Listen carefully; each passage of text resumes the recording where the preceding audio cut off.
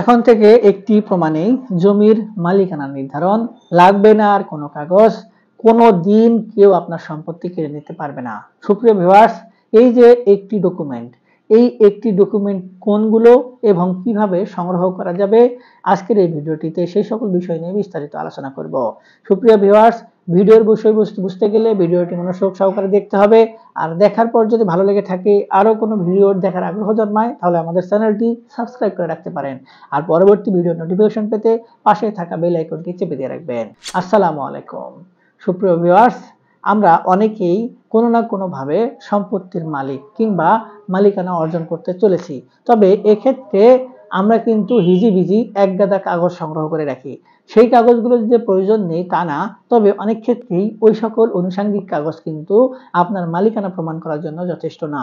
কোনো কোনো ক্ষেত্রে শুধুমাত্র একটি প্রমাণ যদি আপনার কাছে থাকে, তাহলে আপনি যে কোনো সম্পত্তির ভোগ দখল পেতে পারেন, কিংবা যে কোনো সম্পত্তি আপনি যদি ভোগ দখলে থাকেন, তাহলে ওই ভোগ দখল অন্য কোনো ব্যক্তি এক বস্তা কাগজ নিয়ে এসেও কিংবা প্রমাণ নিয়ে এসেও আপনাকে উচ্ছেদ করতে পারবে না।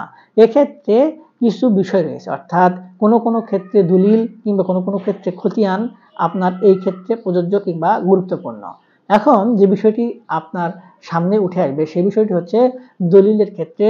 দলিল কখনোই কিন্তু আপনার সম্পূর্ণভাবে সঠিক হওয়ার কোনো সুযোগ নেই। অর্থাৎ আপনি যে ব্যক্তির কাছ থেকে দলিল তৈরি করে নিচ্ছেন ছাপকাবলা সূত্রে কিংবা যে কোনো একটি মাধ্যম দ্বারা, সেই দলিলটি যে ব্যক্তি আপনাকে দাতা হিসেবে তৈরি করে দিচ্ছে, সেই ব্যক্তির কিন্তু মালিকানাটা ঠিক থাকতে হবে।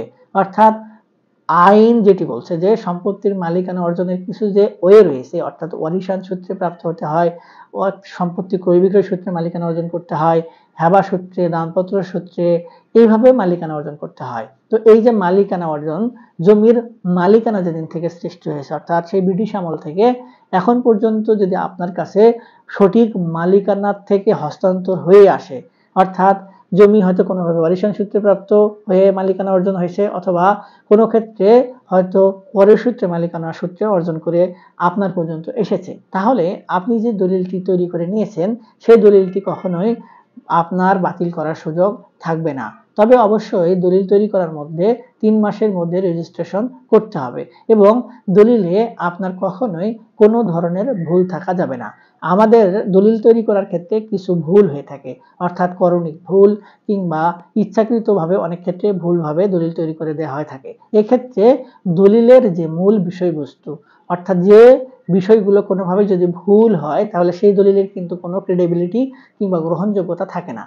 এগুলোর মধ্যে উল্লেখযোগ্য হচ্ছে দাতার নাম, গ্রহীতার নাম, দাতার সকল বিস্তারিত তথ্য, এবং আরেকটি বিষয় হচ্ছে দলিলের সম্পত্তির দাগ নাম্বার কিংবা খতিয়ান নাম্বার। দলিলে যদি আপনার সম্পত্তির বিক্রয় দাগ নাম্বার হয় 10, আপনার যদি ভোগ দখল থাকে 30, তাহলে কি আপনি ওই 10 দাগের সম্পত্তি দলিল দিয়ে 30 দাগ ভোগ দখল করতে পারবেন? অবশ্যই আপনার ভোগ দখলও যে দাগে এবং দলিলে যে দাগে সেই দাগ অনুযায়ী মিল থাকতে হবে। এরপরে আরেকটি হচ্ছে তফসিল কিংবা ওই দলিলের পিছনের পৃষ্ঠায় যে উল্লেখ থাকে সম্পত্তিটির ম্যাপ কিংবা ট্রেস, এটাও কিন্তু দলিলের একটি গুরুত্বপূর্ণ বিষয়। অর্থাৎ আপনার দলিলের তফসিল অনুযায়ী সামনে কে, পিছনে কে, ডানে কে, বামে কে, আপনার যদি ওয়ারিশান সম্পত্তি হয় কিংবা এজমালি সম্পত্তি হয়, যৌথ খতিয়ানভুক্ত সম্পত্তি হয়, তাহলে আপনি যে সম্পত্তিটি ক্রয় করেছেন ওয়ারিশদের কাছ থেকে, আপনার ওইটুকু সম্পত্তি কোথায় অবস্থিত, সেই সকল সম্পত্তির দাগ অনুযায়ী ডানে অবস্থিত কি বামে অবস্থিত, এই বিষয়গুলো সুস্পষ্টভাবে উল্লেখ থাকতে হবে। যদি কোনো কারণে এগুলো মিস করেন কিংবা ভুল করেন, তাহলে কিন্তু আপনার দলিলের কার্যকারিতা থাকে না। এক্ষেত্রে হয়তো পরে সংশোধন করার সুযোগ থাকে, তবে সেটি করতে গেলেও নানান ভোগান্তির সুযোগ রয়েছে। অনেক ক্ষেত্রে ওই সকল দলিলগ্রাহী তার ওয়ারিশরা কিন্তু এই সুযোগটি নেয় এবং আপনি সম্পত্তি টাকার বিনিময়ে যথাযথ বৈধতা দিয়ে ক্রয় করার ফলেও আপনার দলিলের ভুল থাকার কারণে কিন্তু আপনার সম্পত্তি বাতিল হয়ে যাবে, আপনার ভোগ দখল হারানোর সুযোগ রয়েছে।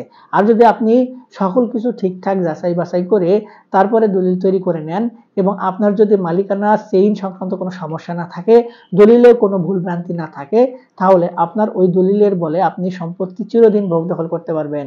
কোনোভাবেই আপনাকে কেউ সম্পত্তি থেকে ভোগ দখল উচ্ছেদ করতে পারবে না এবং অন্য কোনো ডকুমেন্টও আপনার প্রয়োজন হবে না। এরপরে আরেকটি বিষয় আসে, সেটি হচ্ছে খতিয়ান সংক্রান্ত। আমাদের অনেক ক্ষেত্রে দলিল না থাকলেও খতিয়ান দিয়ে সম্পত্তির মালিকানা টিকিয়ে রাখা যায় এবং এই বিষয়টি সর্বাধিকভাবে প্রযোজ্য হয় ওয়ারিশান সম্পত্তির ক্ষেত্রে।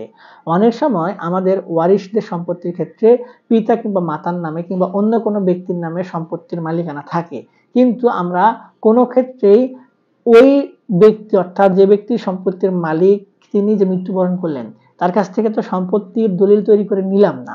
আমরা ওয়ারিশান সূত্রে আইন অনুযায়ী সম্পত্তির ব্যক্তি মৃত্যুবরণ করার ফলেই আমাদের মালিকানা কিন্তু আমাদের কাছে হস্তান্তরিত হয়েছে।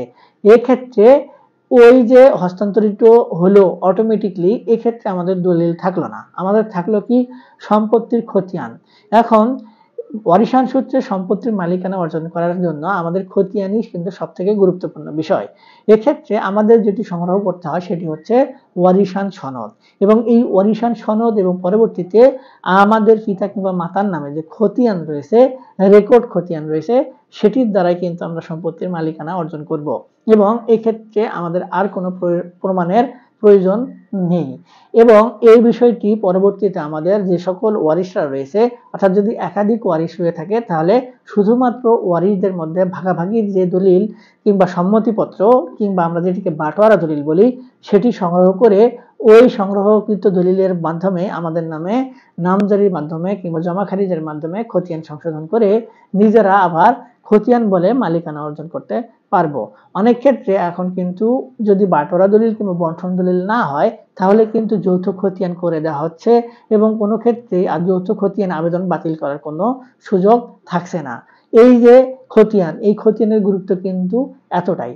এখন এক্ষেত্রে যদি আপনার দলিল না থাকে কিংবা অন্য কোনো ডকুমেন্ট আপনার কাছে না থাকে সেক্ষেত্রে কোনো সমস্যা নেই, আপনি ওই খতিয়ান বলে ওয়ারিশান সূত্রে সম্পত্তির মালিকানা কিংবা ভোগ দখল টিকিয়ে রাখতে পারবেন। আর কোনো ডকুমেন্টেরও প্রয়োজন হবে না কিংবা কেউ আপনাকে সম্পত্তি থেকে সারা জীবনেও উচ্ছেদ করতে পারবে না। তো এই যে দলিল এবং খতিয়ান, এই বিষয়টি কিন্তু অত্যন্ত গুরুত্বপূর্ণ।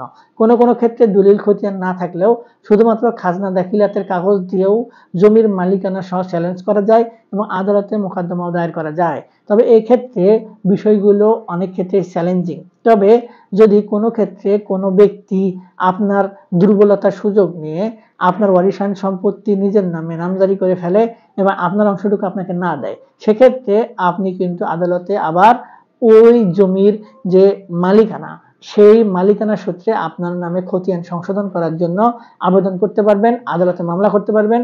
তখন আপনার ওই আদালতের রায় যেভাবে বলা হবে সেটি হবে আপনার প্রমাণ।